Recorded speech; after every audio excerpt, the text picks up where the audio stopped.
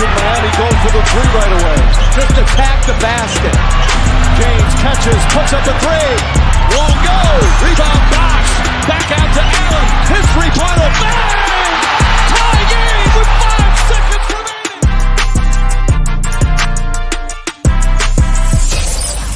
Welcome to the Ultimate Super Coach and Fantasy Sports Show. You are now listening to the Insight Fantasy Sports Podcast.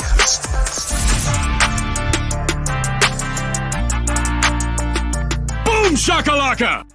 G'day everyone, just a couple of hoopers taking some sips. We're not hoopers, we're not ballers, we're anything. We're just a couple of blokes named Matt, but I'm NBA G-Wiz. That is SC Mattrix, and we are part of the Insight NBA team here at the Insight Podcast Network. Tonight, we're talking about, well, today, this could be the middle of the morning for you or in the afternoon, wherever you're listening or watching.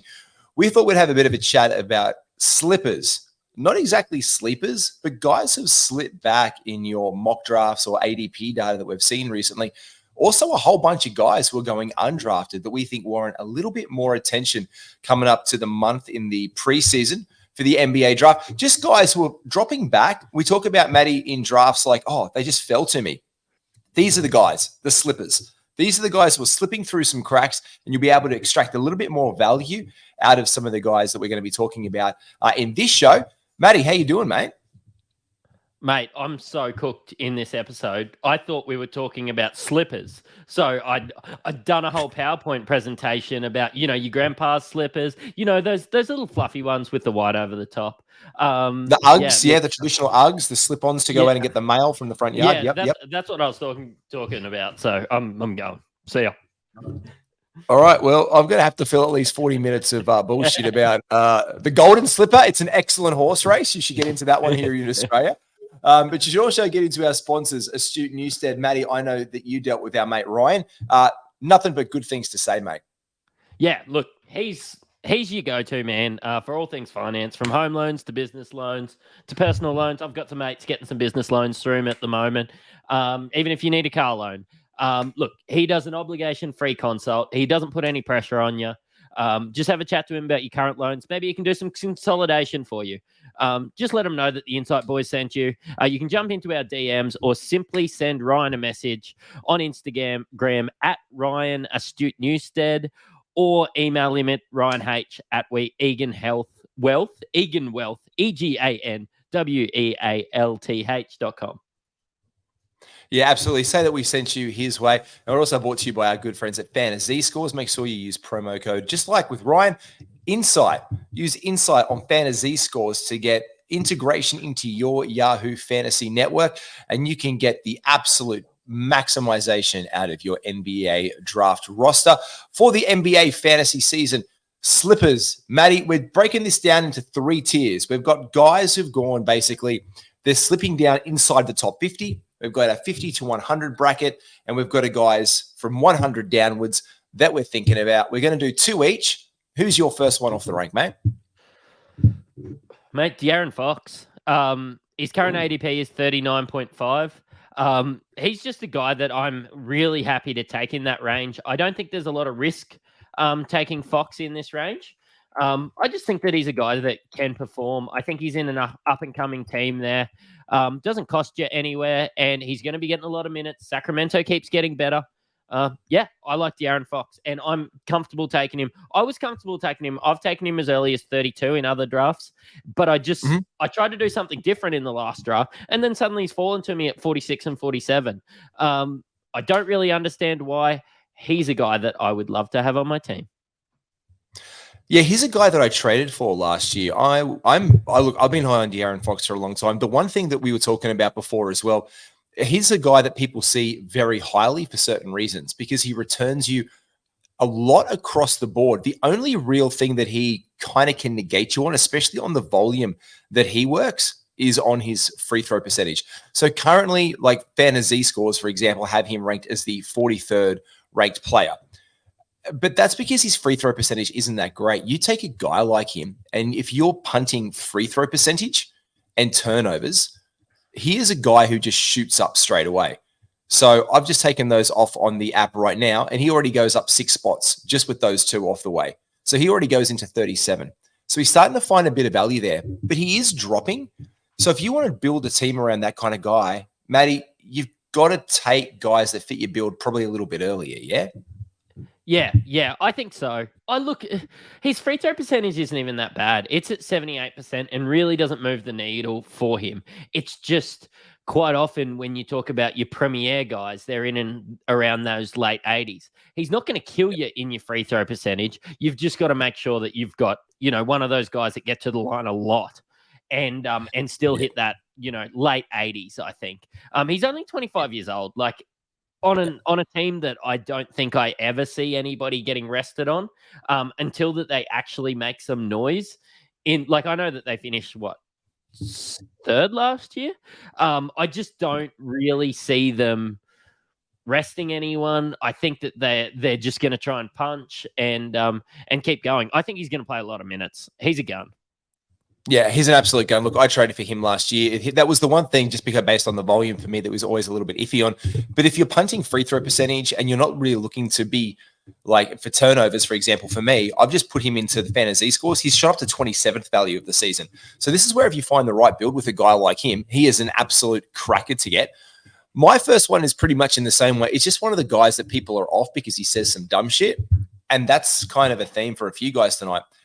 Karl Anthony Towns has slipped. Currently ADP on ESPN of 39, Yahoo is 27, and Fantrax is 21. So either everyone who sees the potential in Karl Anthony Towns is living over and doing ADP mock drafts over on Fantrax, or everyone on ESPN has no fucking clue, or Yahoo's got it right. There's there's a 21, a 27, and a 39. Either way, last year he finishes the 28th pick. So Yahoo would probably have him, Matty, you'd say about normal. This is a guy, though, who's finished 9th the 2 seasons previously. So in the 2021 and the 21-22 season, hashtag basketball in cat leagues had him as a top 10 player. Rudy Gobert cooked that. People are not high on him last year. He is going at stupid places in drafts, Matty. I think that is a guy who has slipped out of favoritism in the top 20. And if he falls to you at 25, 26, 27, 28, you could be laughing, especially if he gets a trade. Yeah, and everybody gets super high on I just finished the Warriors podcast, so we were talking about whether we would take Steph at 7th or 10th. That's not really going to move the needle. But taking a guy with, I'm going to go as far to say top 5 potential. He was the consensus number 5 last year, and getting somebody like that in your late 20s. Is phenomenal. He's going late, and I understand why he's going later. He only played 29 games last year, but he was still good in those games, or still fantasy good. People get a bit skewed, and especially casual guys. I don't actually care what Minnesota do with their life, but I care about him scoring 25 assists and, going to get those 8 rebounds he was getting. That's fantastic. Yeah, and I think it's pretty much a, mopey cat. You want to call him Mopey Cat? Just the guy's like, oh, yeah, whatever. Oh, yeah, my basketball team was, amazing last season. We were going to win it all. Just some delusional bullshit about, their efforts. That kind of has thrown some people on him as well, just thinking he's a bit of a jerk and a bit of a git. That's actually really good for you. Because if you, just separate yourself from how you feel about a basketball player, which you have probably no right to do.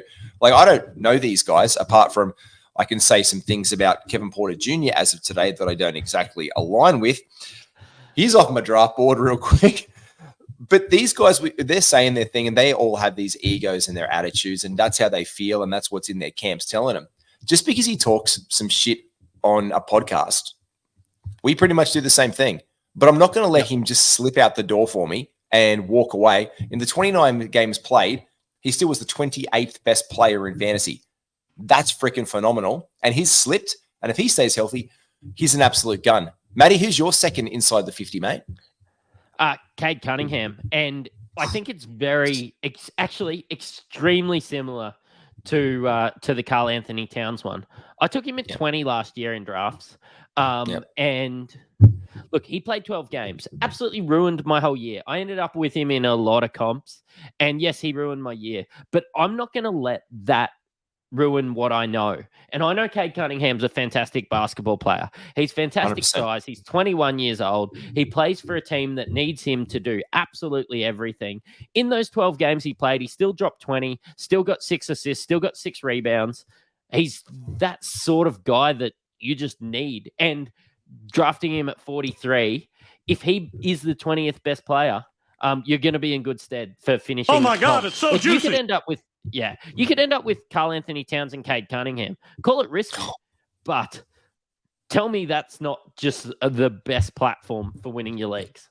Like if I'm pick 4, if I'm thinking about this right now, like just try and plan it out because I've tried to get Cade. I've picked him up a couple of times. He is starting to go in the top 24 occasionally. It depends. I think just it's a bit of FIBA hype right now because it's the only thing we're talking about is just been FIBA. So there's been a focus on Team USA and the guys who they played against early on. So there was a little bit of Cade talk around. It's tapering maybe after that camp and after FIBA a little bit and how it's shaping out. I think he'll come back a little bit, especially if the Pistons don't play him all that much during the preseason. But I like him. I took him last year. I was the first pick. I took him at the turn at 25. That killed me. I had to salvage my season. I've said it before. I absolutely love him like you do, mate. Like I know he cooked you last year, but we want good things and we don't draft off guys getting hurt in this ether of like, oh, they could get hurt again. Well, he's not. He's healthy. He's going into camp. And if you can get him in the late 20s, early 30s, this is a top 20 guy, like a top 15 guy potentially. I agree with you, but then also I wonder if some of the value puff is coming out, drafting him. Value puff in that 25 to 30. I'm going to take a guy that I think can be maybe the 15th best player with something like that. I just think if he's in your mid 30s, what have you got to lose? Oh, nothing at all. Look, again, and this is the value of him is down, but he's slipping. So you kind of hope that slippery slope with old mate Cade continues on a little bit, just because I've seen this continuing with the next guy that I'll bring up as my second one inside 50. And a lot of punters out there at NBA fantasy land, this is how they feel. No question about it. I am ready to get hurt again. Step into the office of Mr. Kawhi Leonard. He has slipped because of all the uncertainty, but for all accounts and purposes, he's healthy this season. Like he's going into camp healthy. And this is something that he hasn't been for a while. Now, whether he rests and the back-to-backs play into it, they've got a favorable schedule with those back-to-backs, one would argue. If 65 games is the minimum requirement for awards and accolades, I'm pretty sure Kawhi is the kind of guy, he's not ego-driven like LeBron to make these teams, but you'd be foolish to think that they don't pay attention at a point and that a guy who was rated as one of the best players, like 2-3 seasons ago, Matty, wasn't everyone saying he's the best player in NBA fantasy, the best player in basketball? Him and KD, number 1 and 2 with a bullet. Him and Luka. Mate, like he got the finals MVP. Like he is a guy that can get you a championship run. But that was the last time he played over 60 games. Like in the last 5 years, he hasn't played over 60 games. And that's the concern. But if you're in one of those deeper leagues that have an IR spot, you know what? They're going to come out with a bogey. Yeah, like they're going to come out with an absolute bogey injury every time because they won't want to get fined. It's like, oh, yeah, Kawhi hurt his fingernail cutting his toenails, believe it or not. They're on other limbs. He was tying his shoelaces and got a blood blister. We can't help that. We don't know what we're doing. Oh, he slipped over in the bathroom. Yeah. So then you move him to your IR, you get another spot for that game because on a points per minute, he's great. He's so good. Six and a half rebounds, 4 assists, 24 points a game last year in that was his worst year in a couple as well. So he was the 17th player. 30 spot. Yep. And this is the current guy whose current ADPs on ESPN is 39, 27 on Yahoo, and Fantrax is 39 as well. So this is a guy, and when we talk about these, Matty, and I had a conversation with our mate Skiddy from Inside NBA earlier today, a lot of value, and a guy that didn't make the list in the next section because Kawhi brings us to the next one, is like these guys that when they start to slip, and this is what I call it the hook. I see if you can tell your rookies and your young guys about taking the bait in your draft because guys sit there, And because Kawhi will move up, if you look on one of your mock drafts, you'll notice that he's highly rated because he's Kawhi Leonard. So his rank is quite high. But people leave him on the table for a reason because of that uncertainty and that injury history. So they stay there, they stay there, they stay there. And up the top of your queue, up the top of your draft board, you start to see these names of guys who are slipping down. And at a point, it just becomes insanity not to take them. Like we did a draft the other day, Matty. What did I take Ja Morant? 88th? Yeah. I'm okay with taking Ja Morant at 88 because no one's taking him because they don't want to miss 25 games. But Kawhi is a guy who was slipping down your draft boards. And with those games last year, he was 17th. But you draft him. Like you draft him if they're in the early 30s and you ride that. And if he's healthy and playing those games, he's going to return possibly top 10 value. And there's where you're making up a really big value chunk. In the top like 50, those were our main guys. 50 to 100, Matty. Who's your first cat out the rank there, mate? Mate, we could nearly just copy the same argument. We could copy the same stats on Zion Williamson. His current ADP is at, let me double check, 69 giggity. Look, in 33 minutes a night, in his 29 games last year, he got 26, 7, and 4.6 assists. That's Kawhi numbers. So that's what we were saying about that. He's coming in healthy. Like, again, like what we were talking about with Cat, all this stuff that's happening at home with him. You know what? He's $1 million man. He can go get what he gets when he's out of town. But realistically, that doesn't affect basketball. That doesn't affect fantasy. If he drops 5 points, 2 rebounds, and 2 assists, he's still easily the 70th best player. And if promiscuity was an issue that we couldn't draft people and they could find and hand out suspensions for, Tristan Thompson wouldn't have been able to re-sign in Cleveland today. That's all I'm saying. And I don't know. I would tank that category because I love guys that do that. There you go. You could look for that value all the way around on Zion Williamson, but he could be an absolute steal in your drafts. Matty, you picked him up at like 79th or 80th the other day. Like you picked him up really late. And that was, you said, one of the best drafts you've done. So every one of my drafts, I'm actually taking note. So of where Zion goes, I've actually stopped taking him because I'm doing mock drafts. I'm not going to be taking him. So I took him 79th. He went 72 in another one. He went 68 in another draft I was doing. I'm starting to think that I will take him in that sort of early 60s because I want to make sure that I get him. Because in very early mock drafts, I was taking him 40th. I was taking him 50th. You jumped high. I remember that. You jumped high. Yeah, and I still think that's good value. I think this guy could be a top 15 guy. Well, when he's peak Zion, there's no arguments that he is a top 30 player. We're just yet to see it over a sustained period of time. And when that comes in, and if this is the season, again, we deal in hypotheticals, but we have no reason to think at this point that Zion Williamson won't be healthy until some shit goes sideways. So at this point in time, if you don't factor in the history, here is a guy who was a top 20 player, arguably, who's going in 70s in your draft. And that's someone you absolutely take. My one is not as spicy because I love that because that's the guy who's definitely slipped. But just a little bit of the run on centers and shot blockers is starting to have a little bit of undervaluing on some certain guys. And one guy that I've picked up that I'm starting to see slipping in drafts in an ADP value is Jakob, to your mates, but Jakob Poeltl. Jacob, your mate Jacob. Well, Jakob Poeltl currently has an ADP on ESPN of 92. So he's really not getting valued appropriately around there. Yahoo's 85. Again, maybe Fantrax people know more than every other punter in NBA land because he's 76 there. This is a guy that if you're punting free throws, he is an absolute massive asset. Last year, because he's in those draft ranges, he finished the year after the trade deadline when he came across as the 69th pick, 26 games played in Toronto in a new team. He started to be a focal point. He's a valuable player, and he is an absolute weapon when it comes to loading up your field goal percentage, your block shots, and your stocks, though. He gets you 2.5 stocks a game, 1.2 steals, 1.3 blocks, 9 rebounds, 13 points, and 650 from the field. Now, that is a guy that if you are tanking field goal percentage, he is one who shoots up like your radar massively.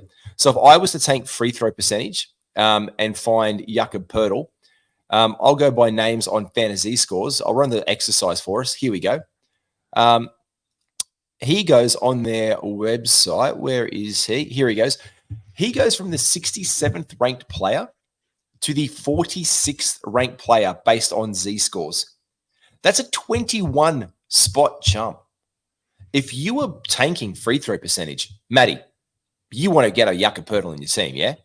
Free throw percentage might be the easiest one to tank in drafts, to be honest. It's just so clear cut. True. Like, you get generally the guys that are good at free throw percentage are bad in other categories, but you can easily just pigeonhole to that, cop your free throw percentage, and just get a really good player. That people that are trying to, I suppose, save that free throw percentage, again, a perfect pair. Somebody like De'Aaron Fox followed up by Yucca Purtle. How good would that be? You'd be super happy with your draft. I'd be happy with mine.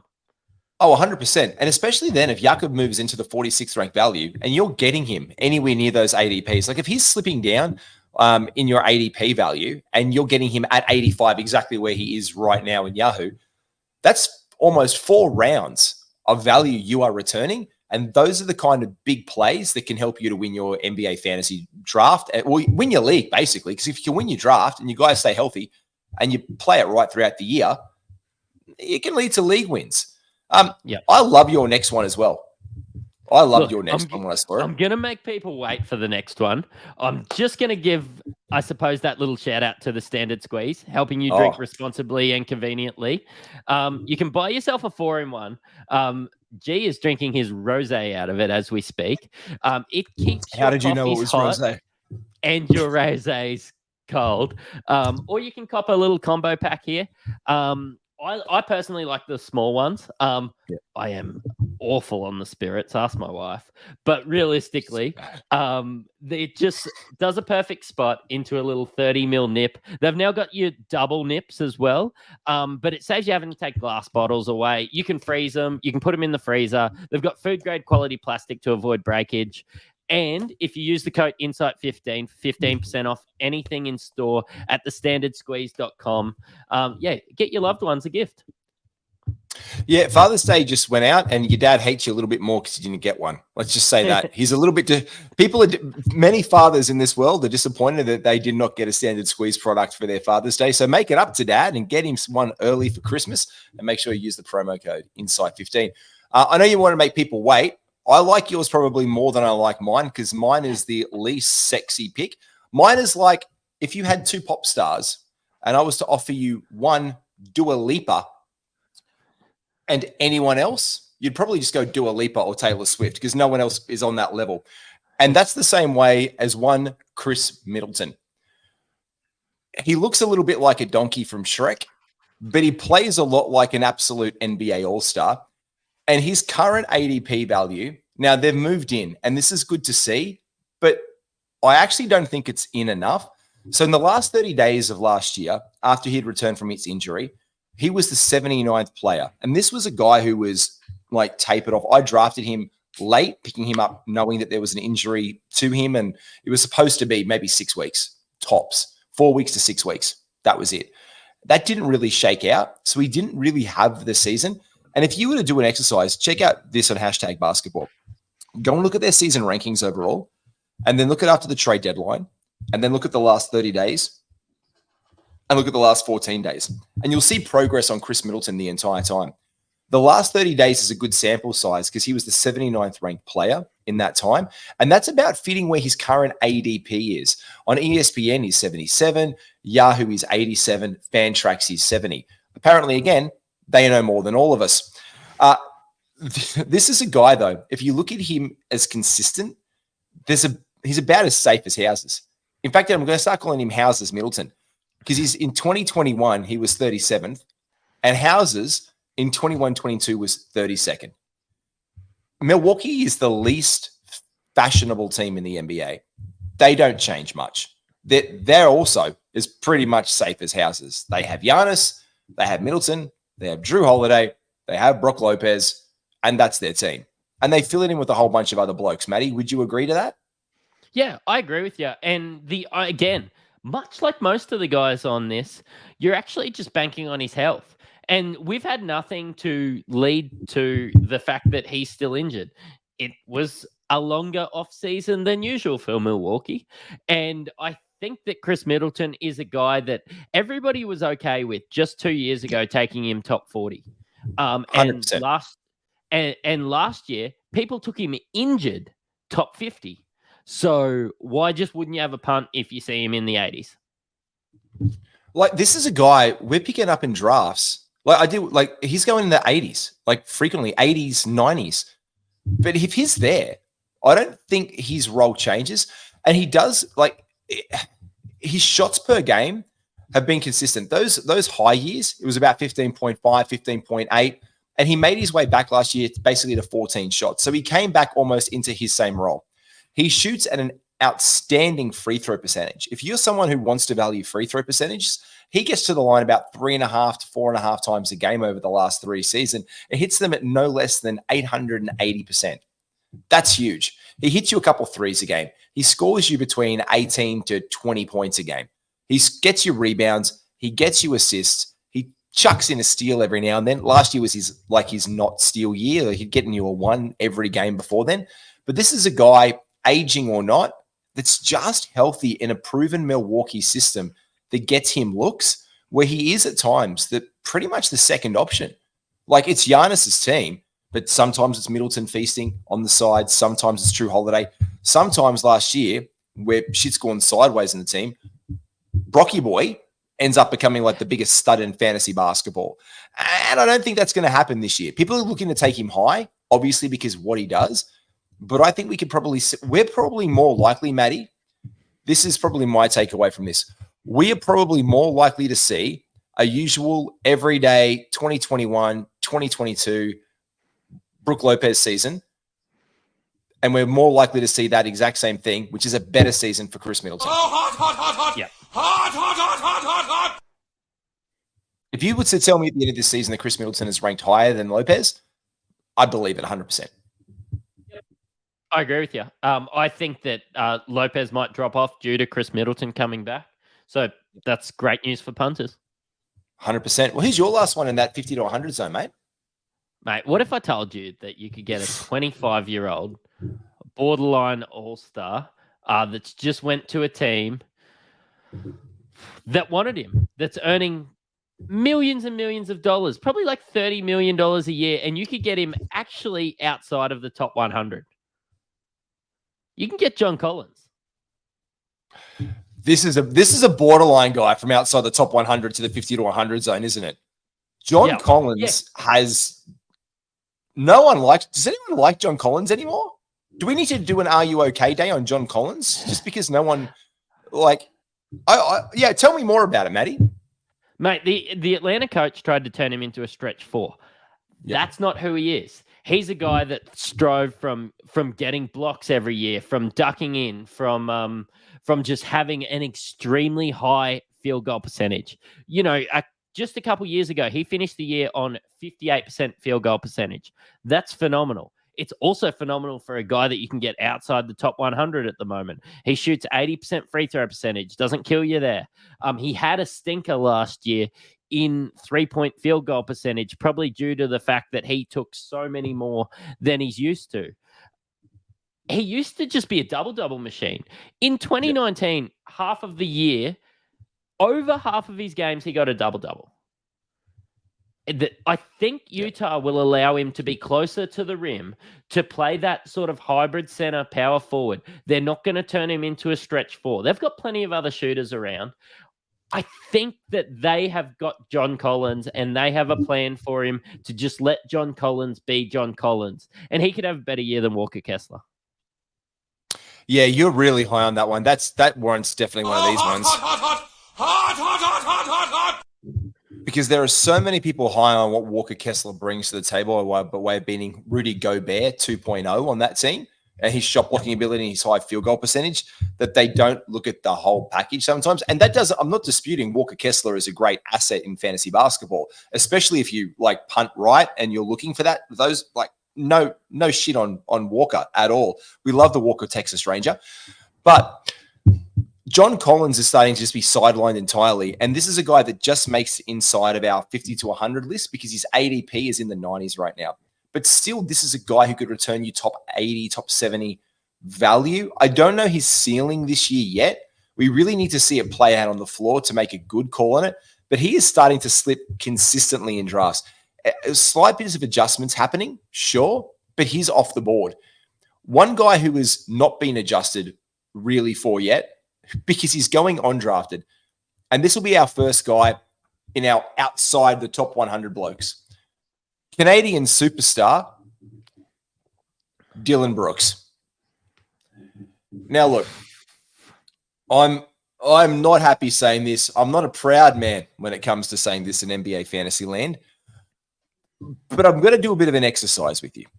And I've got to do it as an exercise because, again, this comes back to how you build your team. So if anything, when we look at this and we put the analyst hats on and we're trying to make good decisions and tell you what to do, let's just say, for example, that you are the Houston Rockets and you've paid a guy a shit ton of money to come to your team and you want to give them the opportunity. And one of your young stars who was still on the team by the name of Kevin Porter Jr. just did something very naughty with his partner that he shouldn't have done in New York City. All of a sudden, there's suspensions handing out. Houston's in a bit of a spot. Now, I'm not capitalizing on this. To be fair, you and I, we were talking about Dylan. Dylan Brooks was the whole catalyst. Dylan Brooks and Dennis Schroeder were the whole catalyst for this argument. Like, this is true, isn't it, Matt? As a Memphis fan, I've actually been taking Dylan Brooks with the last pick in a lot of drafts. If it gets to the stage that I can't deal with his field goal percentage with the last pick in the draft, I can just drop him. But I think if you're taking some of these guys a little bit earlier, that allows you to tank those field goal percentage. He just got $90 million for 3 years. He is not a bad basketball player. He just beat Team USA. Like, I tell you what, give him a little spoonful of maple syrup before every game, and this guy will become Canadian Dylan Brooks and just get buckets. And that's the thing. Like, you are kind of looking at that, like, tank field goal percentage. Like, you really are. Like, if you're looking at taking, you have to tank the field goal percentage. And as an exercise, we have been, Matty, you and I have both been alarmed by the amount of, because when you're drafting a mock draft, even if you're drafting it, you're still trying to put together your punt builds. So you're there planning around like, oh, I'm going to punt turnovers and field goal percentage, and I might punt steals, or I might punt threes, or let's say you're punting rebounds and field goal percentage, maybe. I don't know what your thing is, but just say you're punting turnovers and you're punting field goal percentage, and you're going to punt. If you're punting field goal percentage, you're probably punting rebounds a little bit as well, because if you've got a higher field goal percentage, you're probably getting those guys closer to the rim. So as an exercise, I jumped on Fantasy Scores. I know this is sounding like shameless plugs galore, but I'm just doing it as a simple exercise to find the value of these players.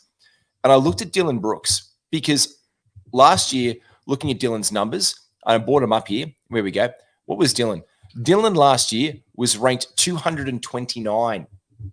So that doesn't sound very good. The year before that, 21-22, he was ranked 125. So a guy like this could easily be out the door. ESPN ADP right now is 137, 147 on Yahoo, and 158 on Fantrax. Maybe they're the real ones who know everything, because he's not even being drafted there at all inside the top 144. In Yahoo, he's not. Like, he's still on the board. But again, I did the exercise and I punted those field goal percentages. All of a sudden, Dylan Brooks jumps from 147 on Fantasy Scores, just as a normal bloke, to the 96th best player. So there is a top 100 player that is going undrafted. And if you are punting rebounds and field goal percentage and turnovers in your league, that is a top 100 player that you can pick up in the last round, like you said, and return heaps of value, straight off the bat, Matty. To be fair, he's not a top 100 player, but he's a top 100 player to you if you play your cards right. Yes. Yeah. Yes. So again, if you're not punting field goal percentage, then probably don't pick him up. Or maybe just pick him up and see if whatever's happening in Houston makes the man more efficient. Maybe he just sees Fred VanVleet miss so many shots and be like, maybe I'm going to make a couple. Who knows what's going to happen? But the opportunity's there. And he was a sub 400 shooter last year. It was his worst field goal percentage ever. So I possibly would say a bounce back-ish year. Not that he has ever had a higher one when he shoots like 41.6% from the floor. But again, this is a guy who's going undrafted in mock drafts with guys like you and me, Matty, or punters out there who are trying to put together their best team. So if I'm trying to do a mock draft and I'm trying to punt field goal percentage, that's a guy that I want to look at. It's either that or everyone's playing shell games, being like, oh, I don't want anyone to know that I'm drafting Dylan Brooks in the last round. But again, if you can get him in the 140s with your last round and you're punting field goal percentage, again, not a top 100 fantasy player, but he becomes a top 100 fantasy player the second that you punt field goal percentage, turnovers, and let's say like rebounds, 100%. Mate, I know that you just finished doing the New York Knicks podcast, but Yes. one guy I'm extremely high on is Josh Hart.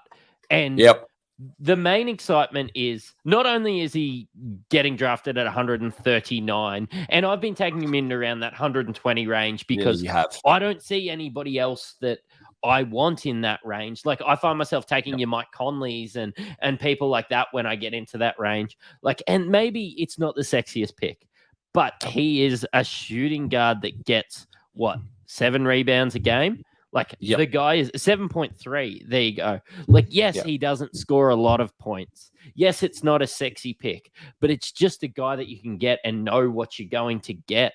And at 139, like, what have you got to lose in getting Josh Hart? He got paid. He's a good basketball player.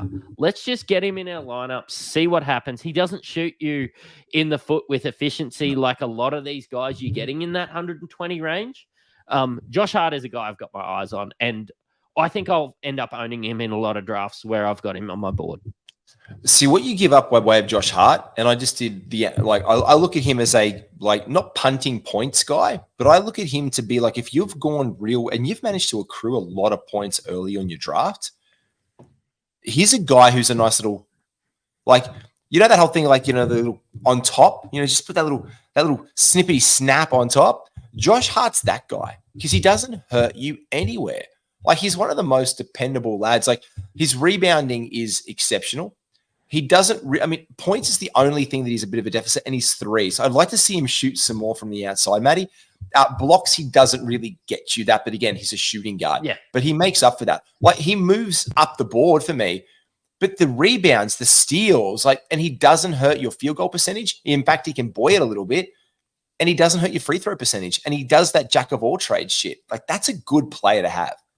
We've talked so much about puntings, and if you did punt points and 3-pointers made, he is the 58th ranked player.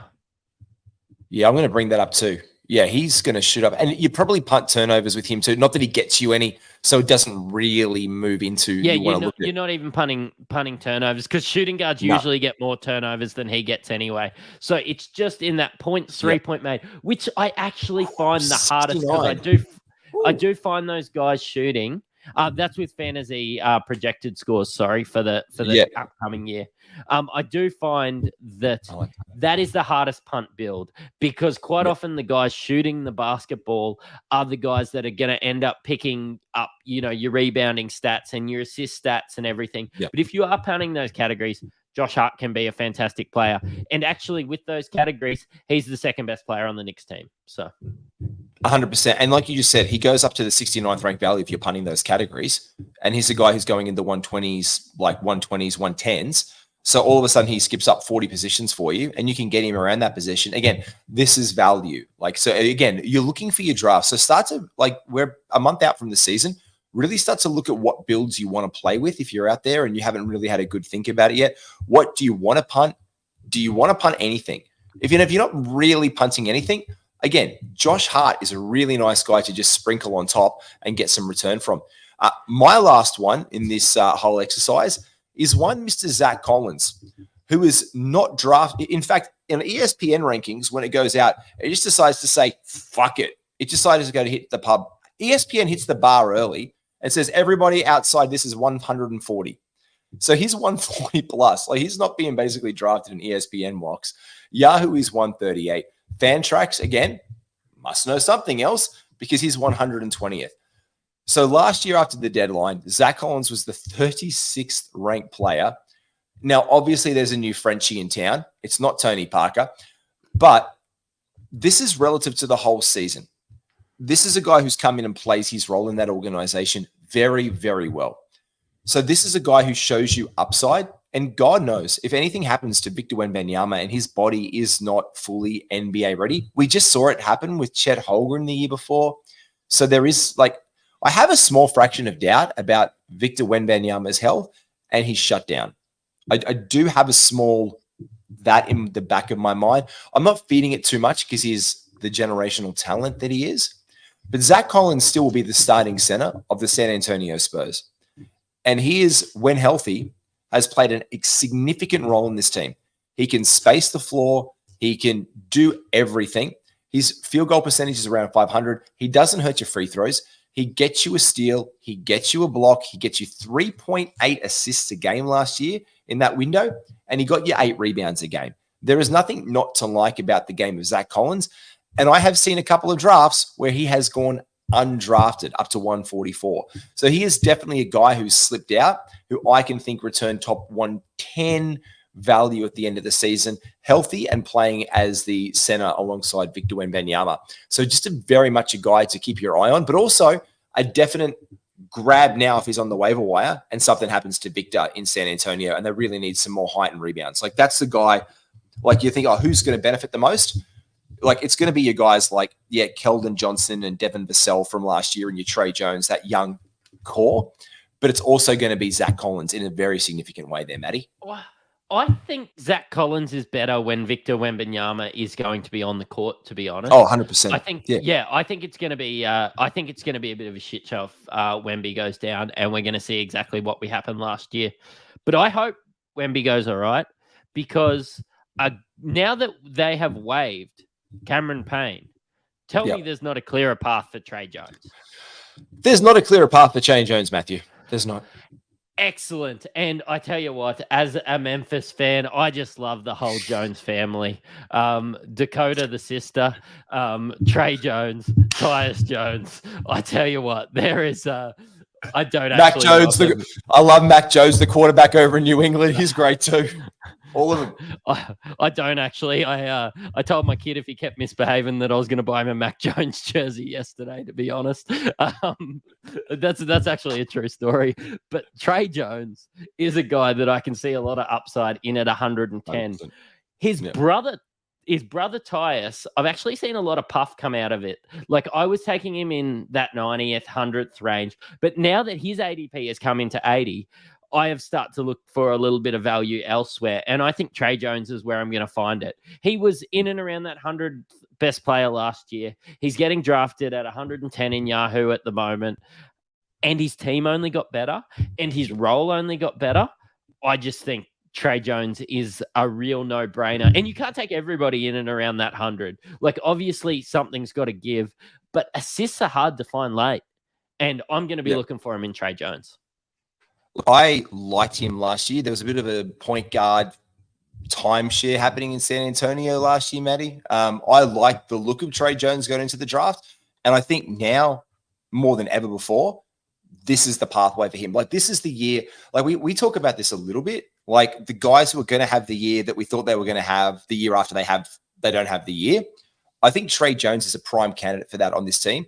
He's got the reins there in San Antonio at this point in time. Like, they've done nothing else about it.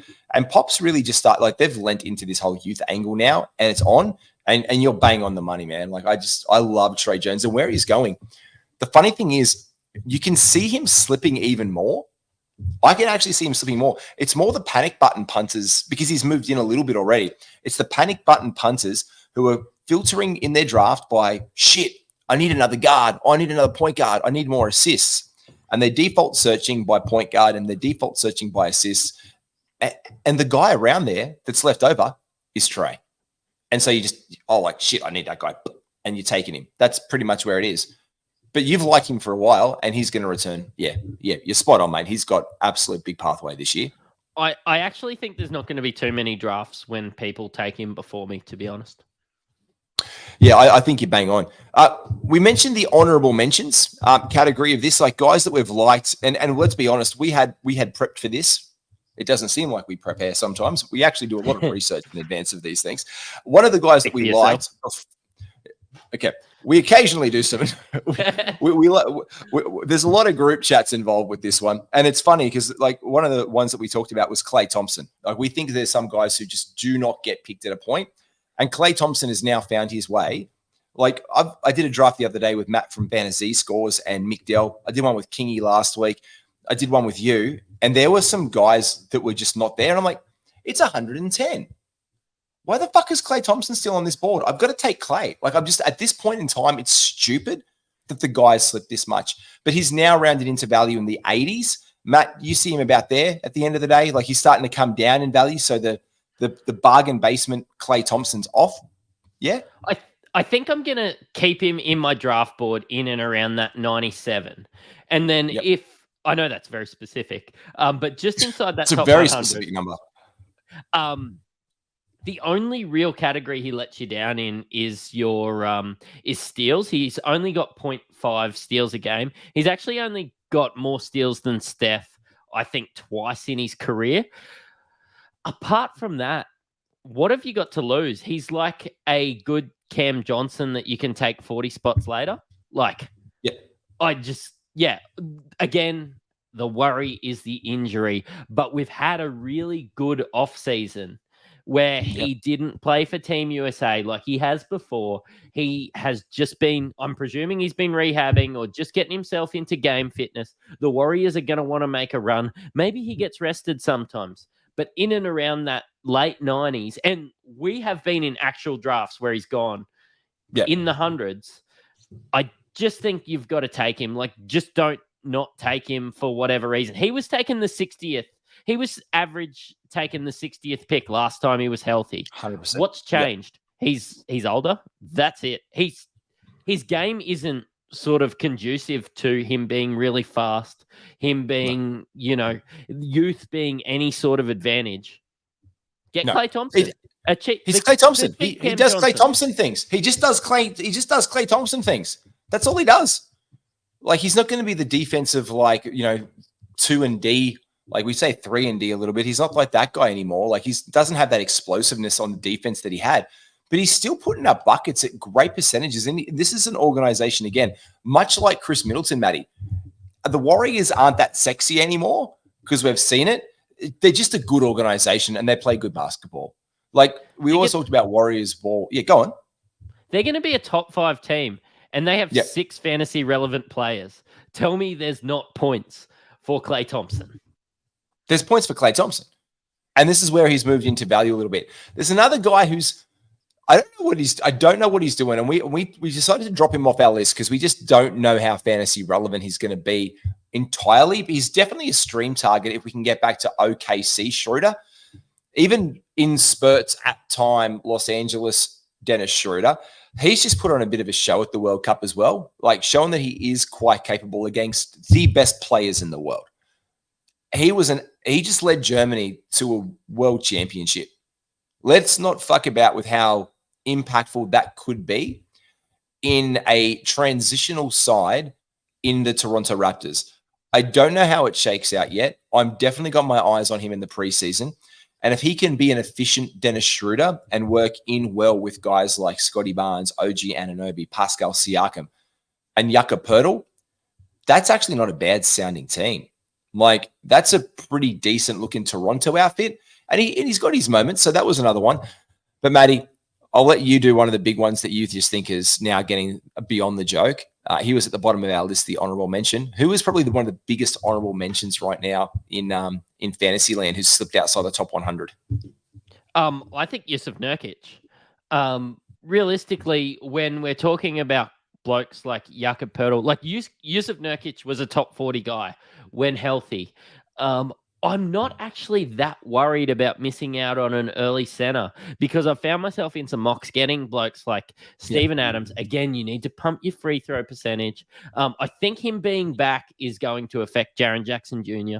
But Yusuf Nurkic, like what's changed for Portland? Like his game doesn't really change with the players around him changing, I think he's going to be good as long as he's healthy. And if he's not, 110 is a willing risk for me. The only other guy that we've seen slip still, and he's moved around a little bit, is Ben Simmons. We're really curious to see how Brooklyn rolls out with Ben Simmons. We were both talking the other day that we saw him go in 130 the other day. Like, we were in a draft and he was like, I think 131, 132. And we're like, that's a lot. Like, that's past the point of just willing to give it up and have a go. So I guess our best advice, Matty, the absolute takeaways from today. In your draft, don't sort by rank. Because if you're sorting by rank, you're going to get a whole bunch of guys who are up the top there for whatever reasons, whether they're out for injury. Like Ja Morant will skip up in some because people rate him really, really highly, but he's obviously out for his suspension games. But do keep your eye on those guys as well. Don't sort by that, but just know where they are. Throw them over deep in your queue and see where you're willing to take the risk versus reward. The other part for me, Matt, would you agree, is that be willing to take chances on your punt build on those guys that are slipping, because although they are slipping for everyone else in your league, if they're not sharing the same strategy as that you have to win your league, there is an opportunity window for you to get guys who have slipped and they'll just fall into your lap. Yeah, I do agree. I think one thing that I want to take away is if you're going to be a really big punter, not punt builds, like just punt with players. Don't get extremely spicy maybe with your first 3 picks. Get spicy. Like, you can win the comp by getting blokes that we spoke about, like Zion, which might have top 15 potential, John Collins, which might have top 50 potential. Dylan Brooks, which might be the 110th best player that you take with the last pick. Josh Hart, which might be the 110th best player that you might take with the last pick. Like, maybe just go safe for a couple picks and then start getting spicy with it. Because I think burning a 10th round pick isn't going to burn you that bad. If they get injured, if you're taking an injury risk player with high upside, I think you're going to hit the mark more than you miss it. Yeah, 100%. And again, don't be afraid to cut and run. Like, just don't be afraid to cut and run. The second that something goes sideways, don't hold yourself to it. It works a really fine line. I invested heavily, like a late 70th, early 80th pick last year in Jalen Williams in OKC. And I held him through those ups and downs, facial fractures and whatever, just because I saw it, and I was willing at a point to cut. And then just as I was about to pull the pin and drop him or trade him away for, cents on the dollar, he got me a massive, massive return. And then I used him as a massive trade chip in one league, and I kept him in all my others. I think other guys, though, Matty, we're seeing, when we're talking about these guys who have slipped, in your last round, have a list of guys, especially rookies with upside, who are possibly going to have a role and who you want to keep your eye on for the season as well. So if you miss a guy and he doesn't get drafted, I guess the other thing with the guys who slip out of the draft is know where they are. Like, one guy who I'm getting consistently now in the last round is Asua Thompson. And the last 48 hours, I'm starting to read more, that there's actually now a window that he could start in Detroit. And Bogdanovic could be off the team, on the bench, using as a 6-man, as a trade chip, because they want to keep him healthy for a trade because teams value him. And straight away, my value is going to be returned. We don't know if that's going to happen yet at tip-off or preseason, Matty, but those are the other guys who are going to slip off the list that you want to pay really close attention to. Yeah, exactly. And when you watch the first week of games, don't watch the Lakers. Don't watch the Warriors. Because there's not going to be any targets. It's the years that I've watched the Grizzlies and then realized this Desmond Bain kid was good and got him outside the top 200 in a 200-man league. It's the years that I've watched players like from Detroit, and then I'm like, there's this guy that I haven't even heard of, and I'm going to pick him up. Just think of that in the first week, and I think that just about wraps us up. Absolutely does. Thank you so much for joining me, Matty. This is SC_Mattrix on Twitter. I am at NBAGWiz. We are at Inside F Sports, and you can win yourself an NBA jersey, a personalized NBA jersey of your favorite team, just by putting your name in the comments under this video. Just type your name. Don't even know what team you like yet. Also, don't need to know your size. We'll get there if you're the winner. Put your name in the comments. Give us 5 stars, subscribe, because we're going to give away a personalized NBA jersey to one lucky viewer, one lucky listener who subscribes to our YouTube channel and puts their name in when we hit 100 subs. Hit the bell, get the like, share it with your friends, get your kids to do it, get anyone to do it. We love you. We love the NBA. We love fantasy basketball. We are Inside NBA. Cheerio.